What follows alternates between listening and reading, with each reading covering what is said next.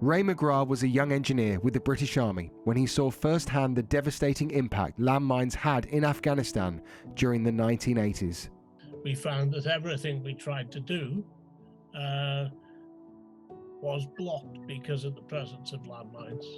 We trained a local team to work with them with the idea that we were just going to get rid of the landmines that were in the way. Of course, what we didn't realize at that stage was that the whole of Afghanistan was covered by landmines. Appalled by what he'd seen, Ray, along with his brother Lou, set up the Mines Advisory Group in 1989, an organisation dedicated to drawing the world's attention to landmines and the destruction they caused. And then very quickly, we began to realise that there were landmines in almost every country where there'd been war, and that nobody was clearing them up when the war finished. Less than 10 years later, the organisation's impact was recognised alongside others with the Nobel Peace Prize. The same year, an iconic image put the issue of landmines on front pages across the globe. In January, Diana saw for herself in Angola the dangerous business of clearing anti-personnel mines. And I'd like to reiterate now, my interests are humanitarian. How can countries which manufacture and trade in these weapons square their conscience with such human devastation?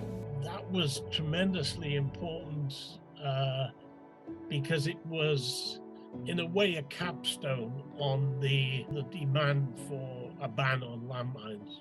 Today, MAG continues to operate around the world, with the team at the Manchester-based charity embracing Ray's spirit of outrage and determination to rid the world of landmines.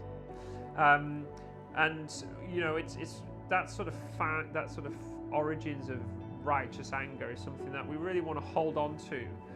But MAG's chosen to channel that into the service of people whose lives are affected by conflict. MAG is currently working in conflict zones from Syria and Iraq to Ukraine, as well as in areas where wars have ended but landmines continue to cause destruction.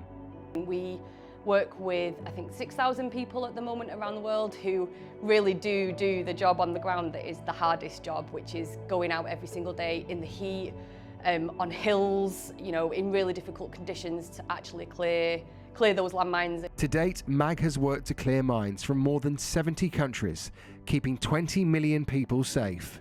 So the more funds that we raise, the more missions we can conduct, and whether they be in the Ukraine, where obviously a conflict is very active right now, or in Vietnam, where the conflict has been over for many years, every single one of those landmines taken out of the ground makes a huge difference to people's lives.